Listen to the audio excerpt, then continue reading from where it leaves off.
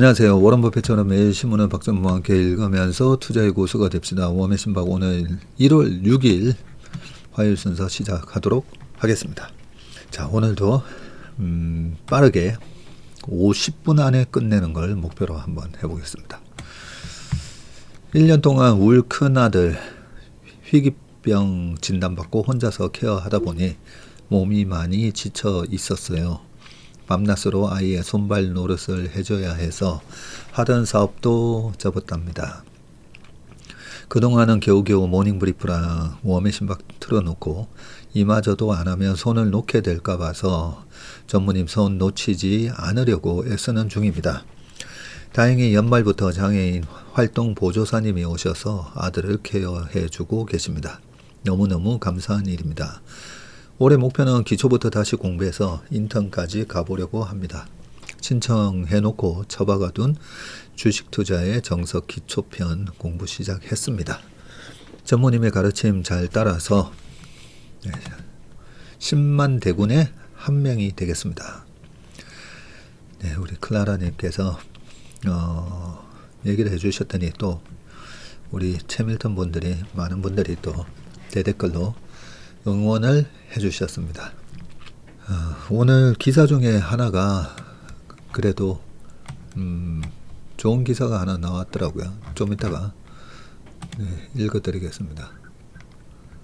희귀 질환자 의료비 부담 절반 덜어준다 라는 기사가 있으니까 이 기사 좀 이따가 읽어드리겠습니다.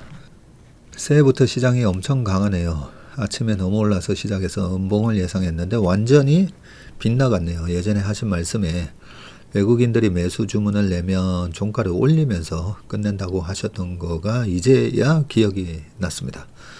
오늘 기억해야 할 점인 것 같아요. 매수 주체가 누구냐에 따라 종가의 향방이 달라질 수 있다. 토요일 월간 전망 가서 인사드리고 싶었는데 장소 시간 관계 때문에 인사도 못 드리고 와서 너무 아쉬웠답니다. 그러셨군요. 이 외국계 창구에서 매매가 이루어질 때 아침부터 계속 시분할로 딱딱딱딱 나눠서 보통 외국인들 주문을 줄 때 오늘 거래량의 3분의 1 이내로 사주세요. 그렇게 얘기하기도 하고 아니면 그냥 뭐 10만 주 사주세요 했을 때 거래량이 200만 주에 10만 주면 그렇게 큰 영향은 아니지만 보통 6만 주에서 7만 주를 아침 9시부터 3시 20분까지 그냥 시분할로 5분 10분 잘라서 쭉 매수를 합니다. 그리고 마지막 종가에 그 3만 주에서 4만 주를 종가의 시장가로 쳐올리면서 사버리죠. 그러면서 종가를 고가로 만들어서 5만 5천 원의 장이 끝났는데 나의 단가는 5만 4,300원. 그러면서 그 트레이더가 주문을 준 펀드 매니저한테 저 잘했죠. 종가보다도 2%나 싸게 샀습니다. 이렇게 되는 거죠. 팔 때도 마찬가지라고 했습니다. 팔 때도 외국계 창구에서 계속 작은 매도가 나오면 얘네들이 종가를 또 밀어버리겠구나 그렇게 생각을 하시고 만약에 내가 이 주식을 사고 싶다 했을 때는 종가에 사는 게 유리하다고 말씀드렸습니다. 동네 바보 형이었는데 날아다니는 용이 되어버렸어요. 파리가 부산을 직접 가기는 어렵지만 부산 가는 기차에 올라타면 부산을 갈 수 있다는 말이 생각나는 대목이네요.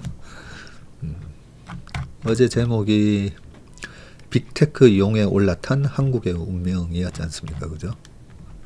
조용현의 빅테크 너무 잘 들었습니다. 웜의 신박은 들을 때마다 너무 재미있고 배우는 것이 많아 늘 듣고 감사하고 있습니다. 신문을 읽을 때 이 배우는 즐거움, 그것 때문에 읽는 것 같습니다.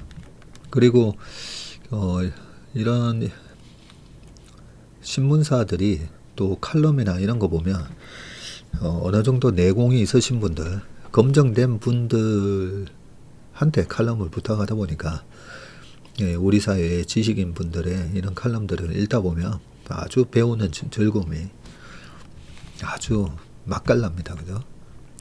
제가 신문은 잘 안 봤는데 전문의 덕분에 비록 수동적이지만 보게 되네요. 네, 신문 보는 재미를 느끼시게 될 겁니다. 선물 옵션 강의도 듣고 월간 전망도 참석하면서 연말 연시를 함께 하고 나니 내적 친밀감이 상당합니다. 네, 두 강의 다 들으셨군요. 이제는 바빠도 몸이 이 시간을 기다려지네요. 인생과 투자에서도 리액션이 중요하군요. 항상 좋은 리액션을 하려고 노력하겠습니다. 주도주를 찾아 올라탈 수 있는 한 해 되길 기대합니다.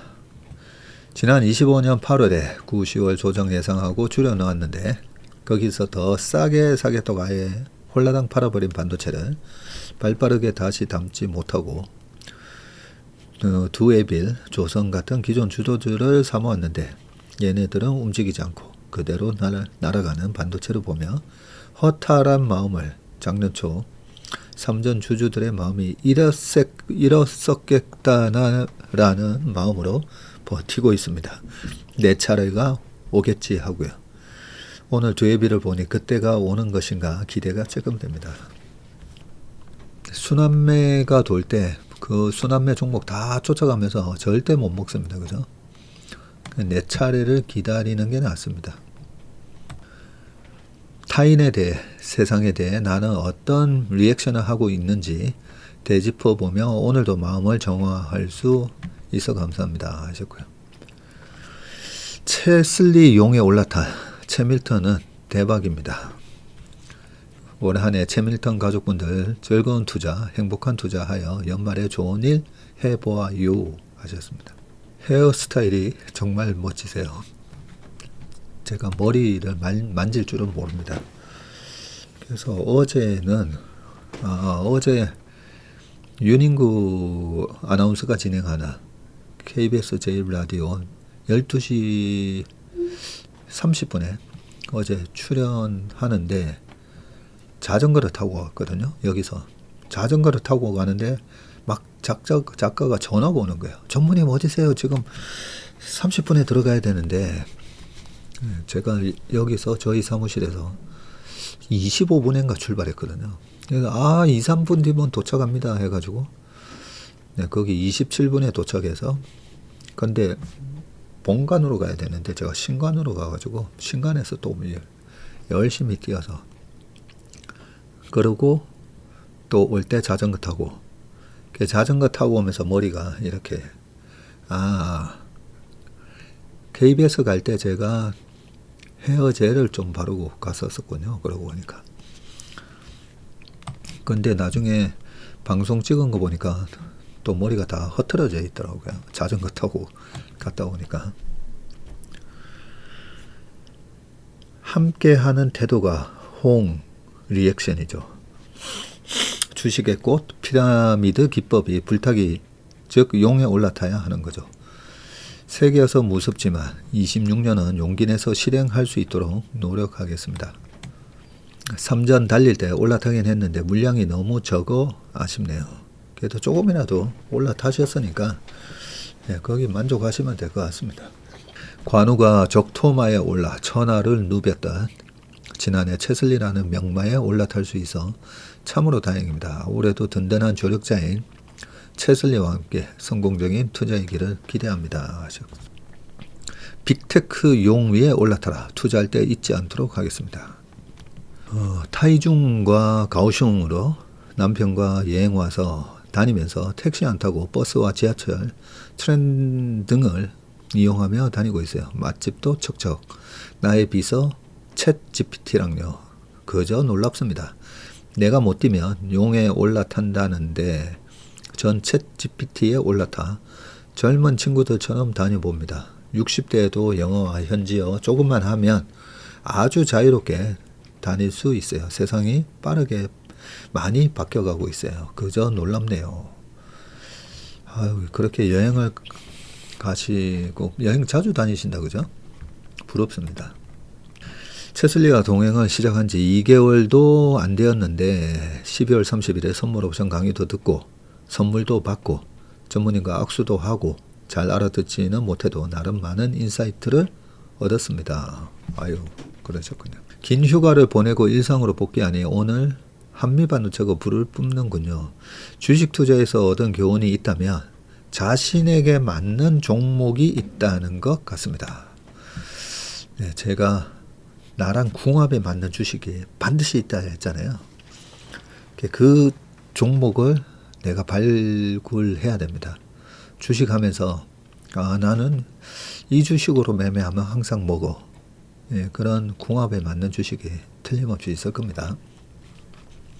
한미반도체와 삼성전기, 미장의 아스트랄랩스가 저에게는 유독 잘 맞는 것 같습니다.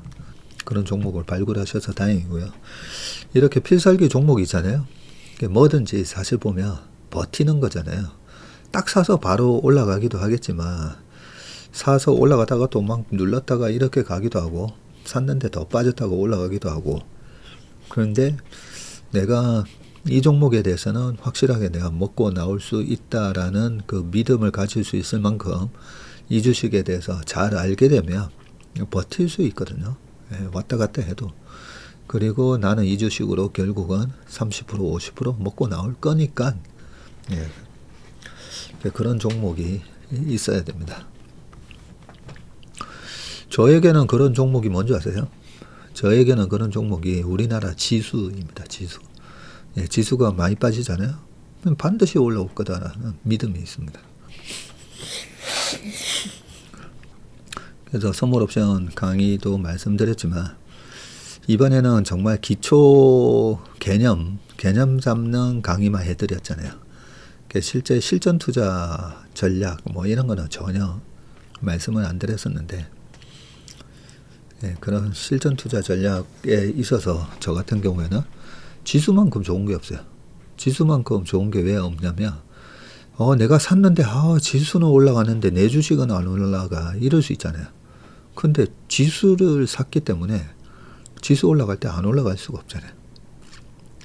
그래서 저의 필살기는 이번에 선물옵션 강의할 때 살짝 말씀드리긴 했었지만 지수 배팅입니다. 전문의 3전은 실적 발표 후 어떤 흐름을 보일까요? 하셨는데 예, 얼마 전에 말씀드렸죠. 1월 말에 나오는 본 실적 발표하고 나서는 2월은 좀 쉰다고 봅니다. 2월 쉬고 다시 3월부터 올라서 4월 초 또 실적 발표 때까지 반등하는 뭐 그런 흐름이지 않을까. 예, 저는 그렇게 생각하는데 꼭 그렇게 되리라는 보장은 없습니다. 사실 저는 채슬리 TV는 3개월 정도 눈팅만 했다. 어떻게 하다 구독자가 되었다. 전무님 처음 뵌 게 22년 어스 모니버월 세미나 때 여름인 것 같다. 지금도 목걸이를 가지고 있다. C61 삼성 코엑스몰이다. 그때 인상이 뚜렷했다. 화장실 입구에서 마주쳤는데 젊은 여성 3명 정도였던 것 같다. 사인 받느라 무지 정신없더라고. 저는 혼자라 사진 찍자는 말도 못했는데 그때 엄청 인기가 있구나. 그렇게만 생각했다. 지금부터가 중요하다. 머니올라 연말 출연한 프로에서 시계로 할아버지 또 설명하셨다. 촬영은 12월 초에 했는데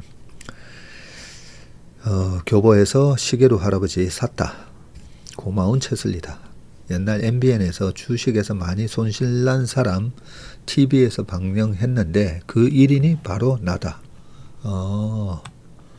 그런데도 지금도 손실이다. 어리석었다는 생각에 책을 구입했다. 네. 그러셨군요. 그때 삼성 코엑스몰 앞에 서성거리셨던 남자분이 2분 계셨고 여성분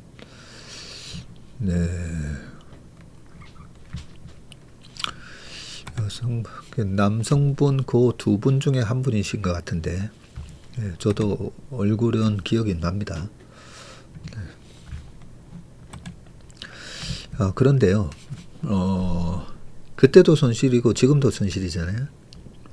나랑 성격이 좀 안 맞다라고 생각하셔도 됩니다. 우리가 축구 선수 되고 싶다고 열심히 또 축구를 제대로 배운다고 해서 다 축구 선수가 되는 건 아니잖아요. 어느 정도 성격과 재능이 있어야 되는 거 아니겠습니까? 그죠? 예, 그런데 지금도 장이 좋은 장인데 그러면 약간 나의 적성하고 좀 안 맞을 수는 있습니다. 적성이다. 2개월 차입니다. 자료들이 너무나 좋고 심도 있어 놀라울 따름입니다. 선물 강의 가서 너무 듣고 싶었는데 한국에 있지 못해 너무 아쉽네요. 아직 어스에는 안 올라온 것 같은데 언제 올라올까요? 네, 지금 편집하고 있을 겁니다. 중간에 제가 선물 옵션 강의하면서 쓸데없는 사담을 너무 많이 해서 아마 편집하는데 좀 시간이 많이 걸리는 것 같습니다. 자, 엄마가 LA에서 직항 비행기로 한국 가셨는데 저녁 비행기셔서 베버리 힐스에 들렸고 거기서 웨이모를 보았는데 너무 놀랍더라고요. 기사 없이 움직이는 택시를 보니 새로웠습니다. 아유, 우리 바쌤님 또 어머님 오셔가지고 행복한 시간을 또 보내시고 웨이모에 대한 또 경험도 하셨군요. 오늘 코스피가 4,500 근처까지 왔네요. 조금씩 차오르는 계좌에 절로 미소가 믿고 기다린 보람을 느끼네요. 개별 주식했던 아들 계좌도 채슬 랩 가입합니다. 너무 올랐을 때 들어가는 건 아닌가 했다가 10년 넘게 가져갈 주식은 될 수 있어 빨리 가입하는 게 답이다. 저희가 랩을 10년 이렇게 들고 가는 식으로 하지는 않습니다. 바로 밑에 랩 가입하고 오늘 청산되었는데 수익이 많이 났어요. 너무너무 좋아요. 했더니 대댓글에 만기되면 청산되는 건가요? 하셨는데 이 랩이 지금 두 가지 형태가 팔리고 있습니다. 그냥 1년 만기로 해서 쭉 운용되는 랩이 있고요. 목표 수익률 5%, 6% 달성되면 자동 청산되는 목표 전환형이 있습니다. 아니 뭐 6% 먹으려고 왜 주식하지 이러실 수가 있는데 우리가 1년에 이자 해봐야 3%도 안 되잖아요. 세금도 내야 되고 근데 주식으로 수익 난 거는 세금 안 내도 되니까요. 그래서 목표 수익률 지난번에 저희가 올 초나 7월 뭐 이럴 때는 하자마자 그 뭐 한 달 만에 바로바로 청산시켜 버리지 않습니까? 그러면 와 뭐 3개월에 6%, 3개월에 6%면 연율로 따지면 46, 24, 그죠? 24%나 해당되는 거니까. 목표 전환형이 좋은 게 뭐냐면 내가 이 주식을 언제 팔아야 되나? 이 펀드를 언제 환매해야 되나? 그 고점에서 환매해야 된다라는 그 스트레스가 없어서 좋아요. 그렇지 않습니까? 그죠? 네, 알아서 그냥 목표 되면 딱 다 청산해 보내니까. 어제 저희가 청산이 많이 이루어졌거든요. 네. 근데 청산하고 나서 또 삼성전자랑 오늘 이렇게 또 빠져주니까 좋지 않습니까? 그러면 또 랩이 새로 설정되면 또 다시 싸게 살 수도 있고. 이번에 청산된 랩은 또 증권사랑 같이 협의를 해야 되겠지만 2월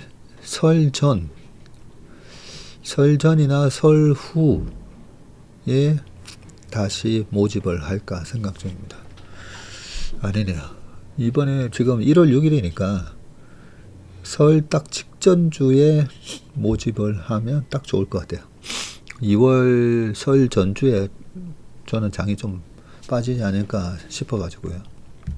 26년 백서로 건강 회복을 위해 오늘은 야채로 봄돔의 노란속을 고추와 연근 많이 먹으며 식사로 건강관리 일부를 지켜갑니다. 네. 21년 해외 선물 리딩방에서 돈 날려먹었어요. 주식하고는 달라요. 그냥 원금이 녹습니다. 레버리지 무서워요. 그냥 하지 마요. 저랑 처남 장모님까지 쪽박 찼어요. 이 리딩방은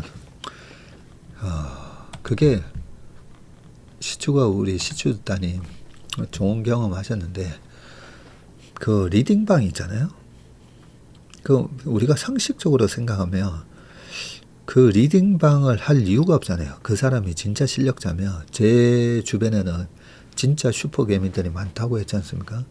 그 진짜 슈퍼개미들이 혼자서 돈을 그렇게 잘 버는데 리딩방을 할 이유가 없지 않습니까?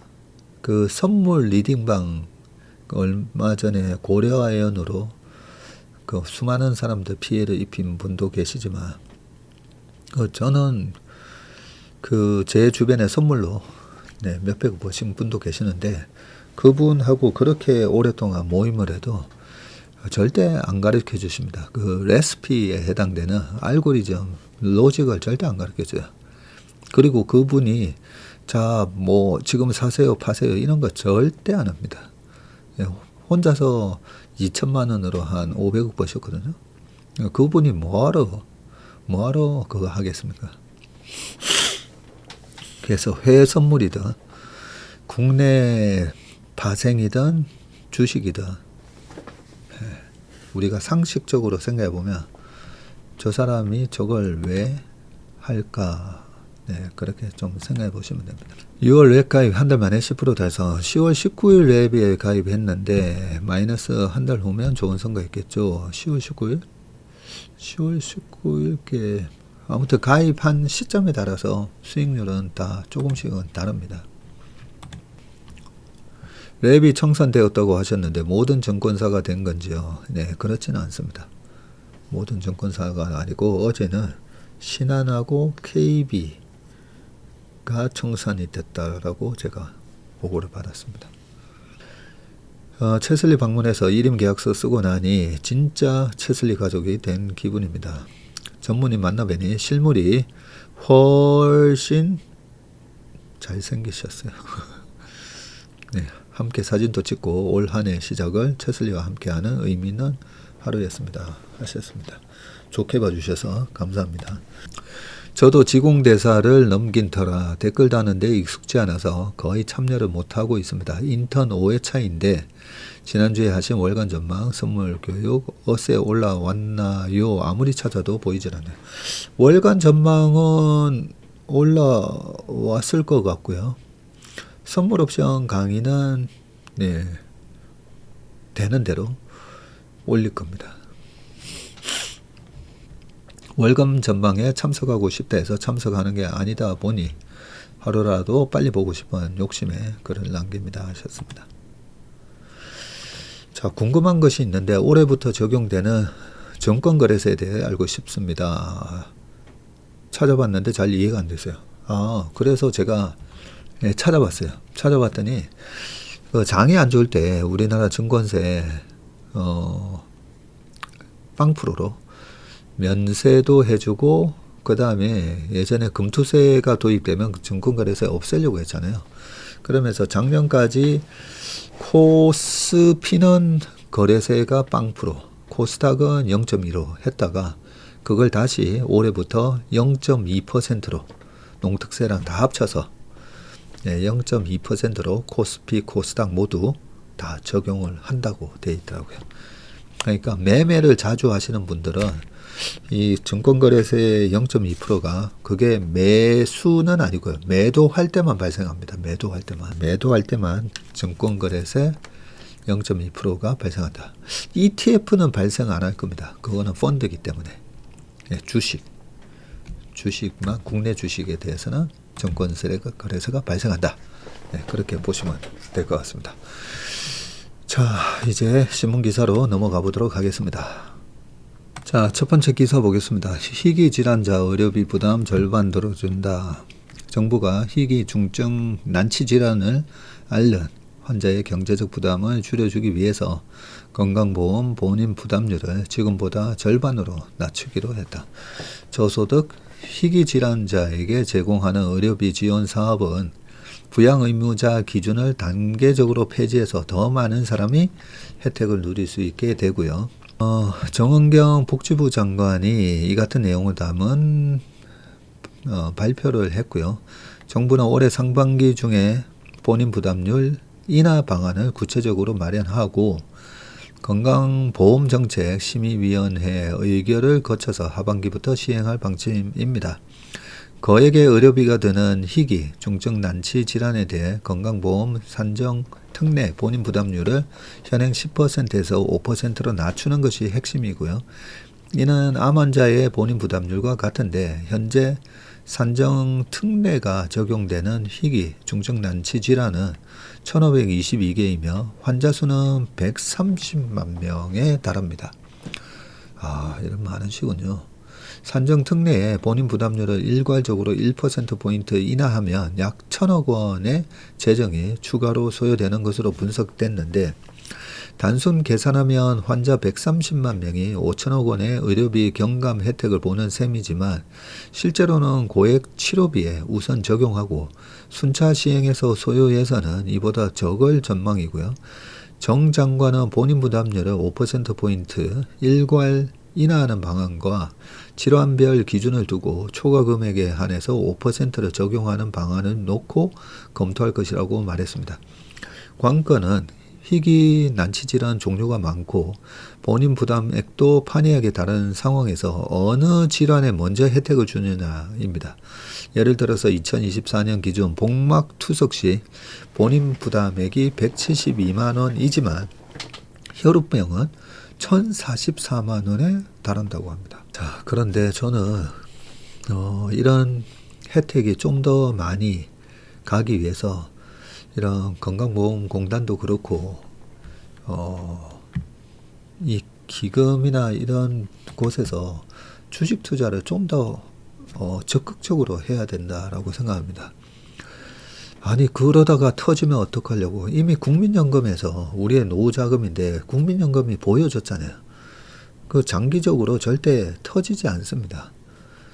근데 우리가 그 주식에 대해서 잘 모르시는 분들이 그 중간중간에 변동성을 보면서 그러다가 그 기금 다 날리면 어떡하려고. 그거는 완전히 아마추어들이 잡주하다가 다 날리는 거고요. 지금 연기금이 운영하는 방식으로 하면 저희들도 연기금 운영을 하고 있다 했잖아요.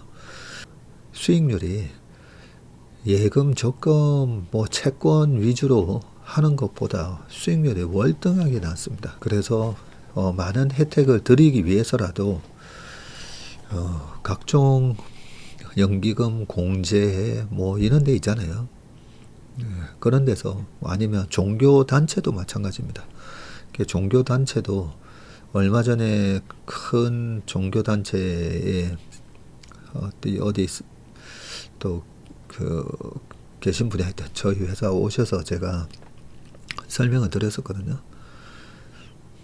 열심히 이 물가를 해지할 수 있는 그런 주식에 정석적인 방법으로 투자를 하셔야 됩니다. 이게 원래 국민연금 2038년 정도 되면 고갈된다 했었잖아요. 그때부터 이제 급격하게 자금이 마르기 시작하면서 2050년 되면 고갈되고, 근데 수익률이 좋으니까 그 고갈이 아니라 점점 더 늘어나지 않습니까? 그죠? 그렇게 제대로 된 투자만 하면 됩니다. 그게 어렵지 않은 방법인데, 그래서 각종 그런 재단이든 공단이든 공제가 됐든 제대로 된 방법으로 아까 야매 같은 어떤 리딩방 이런 게 아니라 저희 같은 기관 투자자를 통해서 제대로 된 방법으로 운용을 하면 그 운용 기금으로 훨씬 더 많은 혜택을 드릴 수가 있습니다. 하버드 대학 이런데 밴드빌트 대학 보면 대학들이 주식 투자 엄청 열심히 하거든요. 훨씬 수익률이 좋으니까요. 그 좋은 수익률로 그 기부금 받아서 자금을 불려서 그 불린 자금으로 또 아래 좋은 교수님 모시고 좋은 강의 그리고 장학금 혜택 주면서 좋은 학생들 많이 모으고 그런 선순환의 효과가 나타나지 않습니까? 자, 두 번째 기사 보겠습니다. 반도체 투톱스 코스피 쌍끌이 올 영업이익 300조 전망도라고 되어 있습니다. 전자와 하이닉스가 각각 14만 전자, 70만 닉스를 목전에 둘 정도로 연일 급등하는 배경에는 앞다투어서 계속 올라가는 증권사들의 실적 전망치가 있는데, 자, 오는 8일 전자의 25년 4분기 지금 잠정 실적 발표를 앞두고 잠정 실적 발표가 이번에 나오죠. 네, 8일날. 시장의 관심은 이미 올해 영업이익 전망치로 옮겨갈 정도로 연초 메모리 가격이 견조한 흐름을 보이고 있습니다. 지난달 초만 해도 시장에서는 올해 전자와 닉스의 합계 영업이익이 200조 원을 기록할 수도 있다는 기대감이 있었는데, 그런데 디램 가격이 예상보다 더 오르면서 전망치 상향 조정에 나서고 200조 원은 보수적인 전망치가 되어버렸습니다. 지난 2년간 위축된 시설 증설과 HBM 위주 투자로 메모리 공급 부족이 이어지면서 기대보다 이익 상승폭이 더 커진 영향이고요. 자, 현재 올해 영업이익 컨센서스는 삼성전자가 86조, 하이닉스가 76조입니다. 26년 전체가. 이는 몇 달 전 제시했던 전망치까지 포함해 올 들어 나온 전망치와 크게 차이가 납니다. 자, IBK 투자증권은 전자의 올해 영업이익을 133조 원으로 올렸고요. CT증권이 155조 원을 제시했습니다. 야, 컨센서스를 거의 2배 초과한 숫자이고요. 모간 스탠리가 하이닉스의 올해 영업이익을 148조 2천억. 야, 하이닉스가 150조. 예상하면서 두 반도체 대장주의 영업이익 전망치 최대값이 지금 303조까지 올라갔습니다. 최근 CT증권은 삼성전자의 목표 주가를 20만원, 하이닉스의 목표 주가를 90만원으로 상향 조정했고요. 전자와 하이닉스는 주가 순자산 비율, PBR의 역사적 상단이 각각 2.2배, 3.2배 수준인데, 이익 전망치가 계속 상승하면서 목표 주가가 큰 폭으로 오른 것입니다. 여기 표가 잘 정리되어 있다, 그죠? 반도체 투톱 올해 영업이익 전망치 해가지고 잘 나와 있습니다. 지난달 18일 마이크론이 2025 회계년도 1분기 어닝 서프라이즈를 발표하면서 최근까지 주가가 39.9% 오른 점을 감안하면 전자 역시 8일 실적 발표에 이어서 디램 가격 상승세가 더해질 경우 추가로 오를 수가 있고요. 대신증권은 레거시 디램 메모리 매출도 늘어나지만 전자의 올해 HBM 매출액이 23조 7천억 원으로 전년 대비해서 183% 성장할 것이라면서 매출액 기준으로 HBM 시장 점유율은 29%로 마이크론을 제치고 2등을 기록할 것으로 본다고 말했습니다. 흥국증권은 메모리 슈퍼사이클이 진행되면서 연말에 공급업체들의 재고가 급감했고요. 전자를 비롯한 공급업체 모두가 작년 4분기보다 올 1분기에 더욱 강한 가격 인상 기조를 보이고 있고, 이달 15일에 TSMC, 21일에는 SK하이닉스, 28일에 ASML, 29일 전자 등 주요 글로벌 반도체 회사들의 확정 실적 발표가 예정돼 있어 슈퍼사이클 효과가 숫자로 확인되면 반도체 주가 상승 모멘텀이 계속될 수 있다. 다만 디램 가격 변동이 영업이익에 미치는 영향력이 커지면서 실적 전망치의 상하단이 확대됐다는 점은 유의해야 하고요. 가령 증권사마다 26년 영업이익을 큰 폭으로 높이고 있지만 27년에는 전년 대비 증가한다고 보는 곳이 있고 감소한다고 보는 것도 있습니다. 메모리 업사이클이 언제까지 이어질 것인지에 대한 전망이 중장기적으로 메모리 업체들의 주가 변동성을 더 키울 것으로 보인다고 합니다. 작년에 코스피 전체 영업이익이 한 280조 정도 되는 걸로 제가 기억을 하거든요. 근데 지금 삼성전자, 하이닉스 두 종목만 합쳐서 300조. 네. 얼마 전까지 200조였는데 200조도 와 대단하댔는데 300조까지도 올라갔습니다. 자, 그런데 우리가 조심해야 될 건요. 주가는 컨센서스가 계속 올라갈 때 주가가 올라가는 겁니다. 근데 컨센서스에 부합하는 이제 실적이 나오게 되고, 그리고 내년에는 감익할 거다라고 보는 것도 있잖아요. 그래서 일단 컨센서스가 계속 높아지면서 주가가 그걸 반영하면서 이미 올라왔고요. 여기서 주가가 더 오르려면 또 한 번에 더 컨센서스의 상향 조정이 있어야 됩니다. 상향 조정이. 예, 그 부분을 아마 이번에 실적 발표하고 나면 2월에 주가 쉬고 3월 달에 4월에 발표할 실적이 지금처럼 아니야 뭐 300조 야 더 350조 400조 나올 거야. 그런 분위기가 나올 때 4월 달에 4월 초에 주가가 지금처럼 더 올라갈 수가 있고요. 그냥 컨센을 부합하는 실적이 나오면 오히려 주가는 약간 박스권에서 왔다 갔다 할 가능성도 있다는 점을 염두에 두시면 좋을 것 같습니다. 개미 예금에서 발배 국내 증시에 증시 대기자금 90조 육박. 코스피 랠리의 자금 쏠림 심화 현상인데 투자자의 탁금이 지금 늘어나고 있는 거 보세요. 코스피가 연일 사상 최고치 경신을 이어가면서 시중 자금의 쏠림 현상도 날로 뚜렷해지고 있고요. 투자자 예탁금이 90조에 육박한 반면에 은행 예금에서는 한 달 새에 30조 원을 넘는 자금이 빠져나갔습니다. 자, 장내 파생상품 투자자 예탁금은 장내 파생상품 거래 예수금은 제외하고요. 87조가 됐고 한 달여 전만 하더라도 78조 정도였기 때문에 10조 원 가까이 늘어났습니다. 투자자 예탁금은 투자자가 주식을 매수하기 위해서 증권사 계좌에 맡겨두거나 주식을 매도한 뒤에 인출하지 않은 자금이 투자자 예탁금입니다. 언제든지 증시에 유입될 수 있는 증시 대기 자금인 거죠. 지난해 11월 5일 날 88조 2,700억으로 사상 최대치를 기록한 뒤 증시가 정체 국면에 접어들면서 감소했지만 최근 다시 최대치에 근접한 수준까지 회복됐습니다.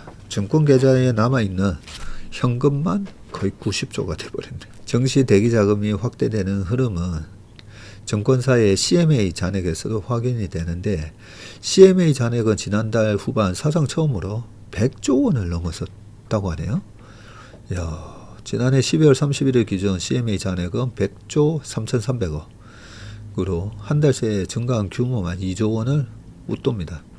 투자자 예탁금과 CMA 잔액을 모두 합하면 지난해 12월 한 달 동안에만 12조 원 이상의 자금이 증시 주변으로 유입된 셈이고요.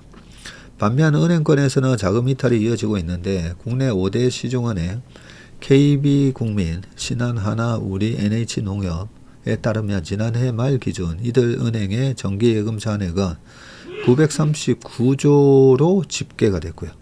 여기 보세요. 지난해 말 기준 이들 은행의 정기예금 잔액이 940조입니다. 이는 전월 대비 무려 32조나 감소한 수치이고 그간 은행들이 연말 수신 방어를 위해서 예금 금리를 올려왔음에도 대규모 자금 유출을 막지 못한 상황인데 은행연합회에 따르면 최근 5대 은행의 1년 정기 예금 최고 금리 밴드는 2.5에서 3%로 3%까지 올라왔습니다. 최근에 우리나라 10년 국채 금리도 또다시 많이 올랐죠. 연말 결산 효과로 예금 잔액이 줄어드는 현상은 매년 반복됐지만 지난해 감소폭은 예년보다 가파르다는 평가이고요. 24년 12월에도 기업 자금 이동 등의 영향으로 예금 잔액이 21조 원가량 감소했지만 지난해에는 이를 크게 웃돌았습니다. 코스피 급등이 시중 자금을 빨아들인 영향이고요. 은행권 관계자는 자본시장 머니무브로 은행 내부에서도 위기감이 고조되고 있다고 전했습니다. 5,000피를 내걸고 주주가치 제고에 나서는 정부의 정책 드라이버 역시 자금 이동 흐름에 한몫하고 있고 재경부가 조만간 발표할 예정인 2026년 경제 성장 전략에도 국내 유동 자금을 자본시장으로 끌어들이기 위한 세제 지원 방안 등이 담길 것으로 예상이 됩니다. 우리가 어떤 부동산 시장도 그렇고 할 때 아니 누가 그 가격에 사겠냐 이런 얘기 많이 하잖아요. 누가 그 가격에 살 돈이 있냐. 근데 돈이 어마무시하게 많습니다. 은행 예금에만 940조가 있고 투자자 예탁금 이런 거 합치면 1000조가 넘잖아요. 그래서 돈은 많다. 단지 내가 돈이 없고 내 주변에 돈 가진 사람이 없다 보니까 좀 보는 시각이 편협될 수가 있습니다. 그래서 항상 이 부자들이 지금 어디에 관심을 갖고 어디에 돈을 쓰려고 하는지 항상 면밀하게 지켜볼 필요가 있습니다. 자, 2,700억 불서 멈춰선 한중교육, 제조업 넘어 서비스 콘텐츠 교류 확대하자. 이런 얘기를 어제 하셨는데 이재명 대통령께서 자 읽어보겠습니다.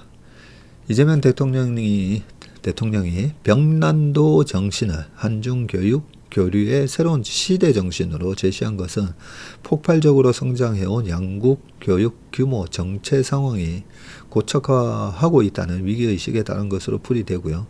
1992년 한중 수교 당시 65억 달러에 불과하던 양국의 교역액이 재작년에 2,729억 달러로 40배 넘게 성장했지만 성장 추이는 하향 곡선을 그리는 상황이고요.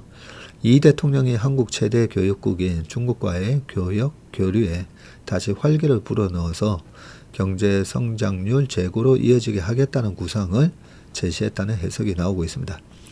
자, 이 대통령은 5일 중국 베이징의 랴오이타이 조대에서 열린 한중 비즈니스 포럼에서 중국은 한국의 최대 교역국이고 한국은 중국의 2대 교역 파트너로 자리매김하고 있다면서 대내외 환경 변화 속에서도 양국이 상호 신뢰와 호혜의 원칙 하에 협력의 흐름을 이어온 것이야말로 한중 관계의 가장 큰 자산이라고 말했습니다.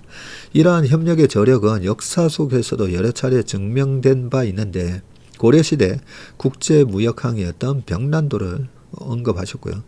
고려는 이곳을 통해 인삼과 먹 그리고 고려지를 송나라에 수출했고 송나라는 고려의 서적과 도자기, 차를 전하며 상호 보완적인 교육 구조를 형성했다며 주목할 점은 외교적 긴장과 갈등이 있었던 시기에도 벽난도를 통한 교역과 교류는 중단되지 않았다는 사실이라고 평가했습니다. 한국이 한미동맹과 한미일 협력을 중시하는 외교 기조를 추구하는 만큼 미중 충돌 상황에서 한중 간 갈등이 고조될 가능성을 배제하기 힘든 지정학적 상황을 염두에 둔 발언으로 풀이되고 있고요. 이 같은 구조적 한계를 극복하기 위해서는 양국이 교역, 교류만큼은 국제 정치 상황에 흔들리지 않게 하겠다는데 합의해야 한다는 의미입니다. 이 대통령은 상품과 사람의 이동을 넘어 기술과 가치, 문화와 신뢰가 함께 흐르는 협력, 변화의 바람 속에서도 연결과 소통을 멈추지 않는 협력의 자세가 우리에게 꼭 필요하다고 했고요. 상호 간 단순 수출과 수입을 늘리는 방식보다는 기술 협력을 제시했습니다. 한국이 AI, 바이오, 신재생 에너지 등 첨단 산업 분야 기술 개발에 매진하는 상황을 언급하면서 한국과 중국은 같은 바다에서 같은 방향을 향해 함께 항해하는 배의 입장이라고 말했고요. 또 제조업과 서비스 콘텐츠 산업을 협력의 양대 축으로 제시하면서 제조업이라는 단단한 고려지 위에 서비스와 콘텐츠라는 색채와 서사를 담아 새로운 가치를 함께 써내려가야 한다고 제안을 했습니다. 어떻게 보면 약간 애둘러서 얘기를 한 거지만 여기 벽난도 언급하시면서 그래 정치적으로는 이런쿵 저런쿵 노이즈가 있을 수 있지만 우리 이렇게 상업적인 교류는 잘 할 수 있도록 만들어주자. 그러니까 정치적으로 반할령 이런 거 하지 말고 자유롭게 갈등은 있으되 이 교역에 있어서는 걔도 좀 자유롭게 할 수 있는 그런 인프라 분위기를 만들어주자. 이런 얘기를 하신 것 같습니다. 그러면서 기업들 뭐 MOU 맺은 게 쭉 나오더라고요. 한중 기업 주요 MOU, 신세계, 삼진식품, 헬로웍스, 파마리서치, SWM, 거성산업, 중국에는 알리바바, 삼진의 모객 유험공사, 광동 바이오메디칼, 레노버 뭐 등등 이렇게 서로 뭐 MOU를 맺었다고 합니다. 베네수엘라 사태를 보면서 미국의 파워를 또 한번 느끼게 되는데, 미의 다음 타겟은 그린란드, 긴장감 고조라고 되어 있습니다. 미국의 이게 지금 사진이 뭔가 봤더니요, 미국의 우파 농계 KT 밀러가 X에 올린 성조기로 덮은 그린란드 지도입니다. 미국의 베네수엘라 군사 개입 직후 트럼프 대통령이 국가안보 차원에서 그린란드가 필요하다고 또다시 언급해서 그린란드를 둘러싼 영토 논란이 재점화됐고요. 트럼프 대통령의 핵심 지지층인 마가도 그린란드가 다음 목표일 수 있다며 공개적으로 거론하자 덴마크와 그린란드는 즉각 반발하고 나섰습니다. 영국 BBC 등에 따르면 트럼프 대통령의 최측근이 스티븐 밀러 백악관 부비서실장의 아내이자 팟캐스트인 KT 밀러는 SNS X에다가 성조기 이미지로 덮은 그린란드 지도와 함께 머지않아 순이라는 문구를 올렸습니다. 트럼프 대통령은 기자들에게 국가안보 차원에서 그린란드는 전략적 요충지라면서 그린란드 주변에 러시아와 중국 선박이 곳곳에 있는데 덴마크는 이를 감당할 수 없다고 말했고요. 미국 잡지 디 애틀랜틱과 인터뷰에서도 트럼프 대통령은 미국의 베네수엘라 군사작전이 그린란드에 어떤 의미가 있느냐는 질문에 그들이 스스로 판단해야 할 것이라면서 우리는 방위를 위해 그린란드가 반드시 필요하다고 강조했습니다. 자, 연이어 미국 측 도발에 메테 프레데릭슨 덴마크 총리는 강력하게 반발을 했고요. 프레데릭슨 총리는 트럼프 대통령의 인터뷰 보도가 나온 직후 성명을 내고 미국이 그린란드를 장악해야 한다는 주장은 전혀 말이 되지 않는다면서 미국은 병합할 권리가 없다고 밝혔습니다. 트럼프 대통령 눈에는 적군, 아군 뭐 그런 거 없습니다. 그냥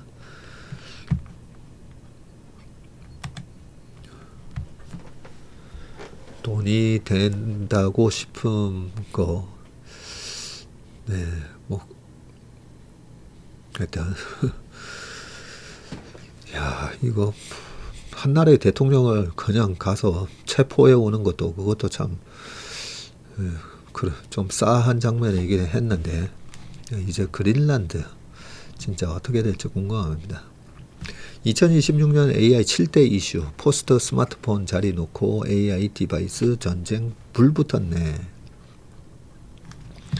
자, 메타가 선점한 AI 스마트 안경, 구글 이어서 애플까지 속속 참전하고 있다고 하는데, 지난달 12일 미국 캘리포니아주 마운틴 뷰에서 열린 로봇 컨퍼런스 휴머노이드 서밋, 캐롤라이나 파라다 구글 딥마인드 로보틱스 총괄과 인간을 닮은 휴머노이드 로봇 아이언을 공개해서 주목받은 중국 기업 샤오펑의 젠야오 수석 엔지니어가 차례로 무대에 올랐는데요. 같은 휴머노이드를 주제로 한 발표였지만 두 기업이 제시한 미래상은 갈렸습니다. 구글은 로봇 형태나 하드웨어에 구애받지 않고 적용할 수 있는 이 범용 인공지능 AGI 두뇌를 제공하겠다는 구상을 내놓았고요. 제미나이 로보틱스 1.5를 통해서 로봇이 처음 접하는 물체와 환경에서도 추론하고 작업을 수행할 수 있음을 시연하면서 소프트웨어 중심 전략을 강조했고요. 반면 샤오펑은 수직 통합 전략을 택했는데 하드웨어 제약을 전제로 최적화한 AI 모델 설계와 양산 로드맵을 제시하면서 휴머노이드를 실제 물리적 제품으로 완성해 나가겠다는 의지를 밝혔습니다. 대비되는 듯 보이는 두 기업의 발표는 올해 AI 산업을 관통할 흐름을 압축적으로 보여주고요. 22년 11월 챗GPT가 등장한 이후 3년이 AI 가능성을 증명한 학습의 시간이었다면 26년은 생각하는 AI에서 일하는 AI로 진화하는 원년이 될 전망입니다. 마이크로소프트가 AI 파트너를 구글이 실질적 사업 가치를 화두로 던진 가운데 올해는 스스로 계획하고 행동하는 AI 에이전트와 국가별 소브린 AI를 비롯한 7대 트렌드가 시장을 주도할 전망입니다. 카운트포인트 리서치에 따르면 2030년 전 세계 AI 소비 지출은 1000조 원에 육박하고요. AI 챗봇 월간 이용자는 50억 명을 돌파할 것으로 예측이 되고 AI가 기업의 담장을 넘어 소비자의 일상으로 깊숙이 스며든다는 얘기입니다. 일하는 AI로의 진화를 이끌 첫 번째 트렌드는 AI 에이전트 본격화이고 오픈 AI를 비롯한 주요 기업들은 스스로 목표를 설정하고 여러 작업을 수행하는 에이전트형 AI를 잇따라 내놓고 있습니다. 이메일 관리와 일정 조정, 문서 작성, 코드 수정 같은 반복 작업을 업무를 대신하던 수준을 넘어서 올해는 사용자가 필요로 하는 작업을 스스로 탐색하고 결제까지 하는 능동형 에이전트가 대거 등장할 전망입니다. 에이전트가 소프트웨어 안에서 일한다면 피지컬 AI는 물리적 세계와 연결돼서 진화하고요. 단순 반복 작업을 자동화하던 단계를 넘어서 주변 환경을 인식하고 판단해서 스스로 행동하는 지능형 시스템으로 발전하면서 물류와 제조, 이동과 서비스 산업 전반으로 확산되고 있습니다. 올해 어질리티 로보틱스는 공장 현장에 휴머노이드 로봇을 투입할 계획이고 원엑스 테크놀로지는 가정용 휴머노이드 보급을 추진하고 있습니다.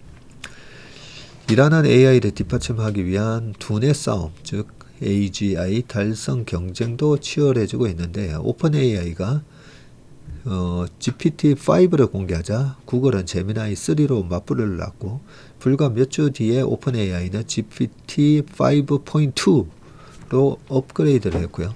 AI 경쟁에서 뒤처졌다는 평가를 받던 메타는 실리콘밸리 상위 0.1% 수준 인재를 대거 영입한 뒤에 범용 AI를 넘어서 초지능을 목표로 한 차세대 모델 개발에 나섰습니다. 초기 시장 주도권을 잡기 위한 빅테크 간 경쟁은 올해 들어 더욱 가속화하는 양상입니다. 자, 제일 마지막 단락, 마지막으로 AI 인프라스트럭처를 지탱하는 반도체 칩 경쟁도 새 국면에 접어들었고요. 엔비디아의 GPU 아성이 흔들리고 있는데 GPU의 큰손인 구글, 아마존, 메타 등이 자체 AI 반도체 개발을 가속화하며 탈 엔비디아 전선을 구축했기 때문이고요. 또한 AI 시장의 축이 모델을 만드는 학습에서 서비스를 구동하는 추론으로 이동하면서 범용 GPU 대신 특정 서비스에 특화된 칩을 찾는 수요가 폭발하고 있습니다. 이에 따라 구글의 TPU를 필두로 AMD와 인텔의 추격에 더해서 퀄컴과 반도체 스타트업까지 가세하면서 춘추 전국 시대로 접어들었다고 합니다. 자, 달리는 코스피 불붙은 ETF 시총 300조 돌파인데, 국내 ETF 시장이 증시 활황과 투자자들의 적극적 참여에 힘입어서 양적 성장을 이어가고 있는데요. 지난 5일 국내 상장 ETF 시가총액이 303조, 사상 처음으로 300조 원을 올라섰고요. 1년 전에 비해서 약 75% 증가했습니다. 근데 75%는 시장이 75% 증가했으니까, 그죠? 자, 이 기간 종목수도 935개에서 1058개로 늘어나면서 꾸준한 성장세를 보이고 있고, 국내 상장 ETF의 시총은 상장 지수증권 ETN 시총 19조 원 대비해서 약 16배나 크고, 주식 워런트 증권이 ELW가 24조인데 여기 비해서도 약 12배 큽니다. ETF 시장은 확장 속도가 점점 빨라지고 있는데 국내에서 ETF가 처음 생긴 2002년 이후에 100조 원대 시장으로 커지는 데는 21년이 소요가 됐습니다. 이때 2002년도에 코덱스 200이 아마 처음 탄생을 했을 겁니다. 자, 그런데 지난해 200조 원 돌파까지는 약 2년이 채 걸리지 않았고요. 100조 되는데 21년인데 200조까지 가는데 2년, 200조에서 300조 가는 데는 7개월 걸렸습니다. 급성장한 ETF 시장은 국내 증시의 주요 수급 주체로 올라섰고요. 최근 1개월간 코스피를 가장 많이 순매수한 수급 주체는 금융투자였고요. 5조 한 6천억 원을 순매수해서 외국인 4조 5천억도 넘어섰는데, 이 금융투자는 증권사, 투자자문사, 자산운용사 등의 직접 투자를 반영하는데 ETF의 설정 환매 과정에서 발생하는 기관의 수동적인 주식 매수도 여기에 포함이 됩니다. ETF 시장이 커진 이후 증권가에서는 금융투자의 매수세를 사실상 ETF발 국내 증시 매수세로 해석을 하고 있습니다. 허재환 유진투자증권연구원은 최근 국내 증시의 상승 동력은 ETF라면서 외국인이 살 때 주가가 오른다는 인식이 있지만 시장을 실제로 뒷받침하고 있는 세력은 금융투자라고 설명했고요. 금융투자는 지난해 2월부터 매월 국내 증시 순매수 행진을 이어나가고 있습니다. 자, 지난해 금융투자가 가장 많이 순매수한 종목은 하이닉스네요. 6조 5천억. 24년에는 마이너스 943억이었는데 큰 차이를 보였고, 2위는 삼성전자 5,600억 원에서 4조 4천억으로 8배 커졌습니다. 국내 증시가 전대미문의 5,000피를 향해 가는 과정에서 코스피 200 ETF와 고배당 ETF 등의 순매수 자금이 주요한 역할을 하고 있는 것으로 분석이 됐고, 정균 삼성증권 연구원은 금융투자의 주식 순매수는 국내 주식시장의 상승세의 중요한 수급이라고 강조를 했습니다. 한편 폭발적으로 성장하는 ETF 시장에서 우위를 점하기 위한 자산운용사 간 점유율 경쟁도 치열한데요. 자, 국내 ETF 업계의 점유율 1위는 삼성자산운용 38.2, 미래가 32.8, 그 뒤를 바짝 뒤쫓고 있습니다. 두 운용사는 저보수를 앞세운 미국 대표 지수형 상품으로 시장의 3분의 2를 차지하고 있고, 한투가 8.5%, KB자산이 7.1%, 신한자산이 4.6%, 한화자산이 2.6% 길을 잇고 있습니다. 해외처럼 ETF 출시와 운용을 지원하는 화이트 라벨링 등 중개 인프라를 도입하면 중소형 운용사도 규모의 경제를 확보할 수 있어서 보다 공정한 경쟁 환경 조성에 도움이 될 거다라고 얘기를 했습니다. 미국 주식형 상품이 ETF 시장의 성장을 이끌었던 것과는 달리 최근에는 국내 주식형 상품이 성장을 견인하고 있는데, 지난해 국내 주식형 ETF의 순자산은 53조 원 증가해서 약 같은 기간 38조 원 증가한 해외 주식형 ETF를 크게 웃돌았습니다. 일각에서는 시장 방향성이 바뀌는 과정에서 개인 투자자들이 ETF를 대거 매도하며 증시 낙폭이 커질 수 있다는 불안감도 나오고, 다만 최근 조정장에서 실제 양상은 달랐고요.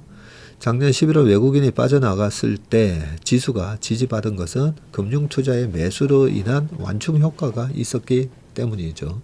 분산 투자 상품인 ETF는 투자자 입장에서 개별 주식 대비 하락장 적립 매수의 부담이 적은 편입니다. 외국인 관광객 넘쳐도 면세점 부진. 잠깐만요. 이거 2, 3, 4, 5, 6, 7, 8, 9. 어쩐지 제가 읽다 보니까 아니 기사가 왜 이래 많지 싶었는데, 벌써 기사를 하나, 둘, 셋, 넷, 다섯, 7개나 읽었네요. 외국인 관광객 넘쳐도 면세점 부진. 이런 기사는 그냥 참고로 읽어보시길 바라겠습니다. 오늘 웜의 신박은 여기까지 하겠습니다. 남은 하루도 행복한 하루, 건강한 하루 되시길 바라겠습니다. 고맙습니다.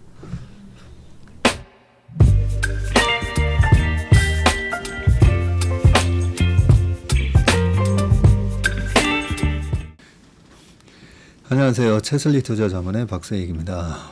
최근 저와 채슬리 이름을 도용해서 투자 사이트라든지 밴드, 텔레그램, 카톡 채널 등에서 이 리딩방으로 유도한 뒤에 금전적인 피해를 입히는 이 사칭 사례가 빈번하게 지금 발생하고 있습니다. 저를 비롯해서 저희 채슬리 투자자문의 임직원들은 SNS나 온라인 채널 등을 통해서 일체의 투자자문 활동을 하지 않고 있습니다.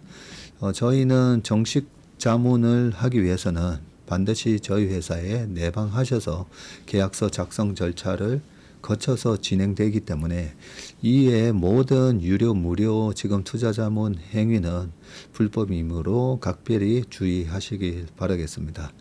의심스러운 채널이나 메시지를 받으시면요, 피해를 방지하기 위해서 즉시 신고하시거나 삭제하시길 바라겠습니다. 대부분의 사례가 이 사칭 사례에 피해를 보신 분들의 핸드폰을 제가 보면 이 방에 오셔서 무료로 투자를 도와드립니다. 뭐 이런 얘기를 하고 있고요. 거기에 보면 어떤 밴드로 특정 밴드로 유도한 다음에 돈을 송금하라고 되어 있습니다. 예, 그 과정에서 저희하고의 일체 계약 관계가 없기 때문에 그렇게 돈을 송금하라고 하는 부분에 있어서 특히나 유의를 좀 해주시기 바라겠습니다. 저뿐만 아니라 많은 또 저희 업계의 유명인을 사칭한 그런 사칭방도 많이 지금 기승을 부리고 있는데요. 공통적인 특징이 앞으로 몇백 %가 날 급등주를 알려줄 테니까 이 방에 가입을 하라. 그러고 난 다음에 금전적인 부분을 갖다가 송금을 요청하는 그런 형태의 수법을 쓰고 있기 때문에 그렇게 무료로 주식을 알려드립니다. 이런 문자를 받으시면 바로바로 삭제를 하시길 바라겠습니다. 저희 채슬리와 채슬리 임직원들을 많이 사랑해 주시는 저희 채슬리의 고객분들 그리고 저희 채슬리의 이 구독자분들이 이런 사칭 피해가 일체 발생하지 않기를 바랍니다. 그러면 여러분들의 가정과 일터에서 항상 평화와 행복이 가득하시길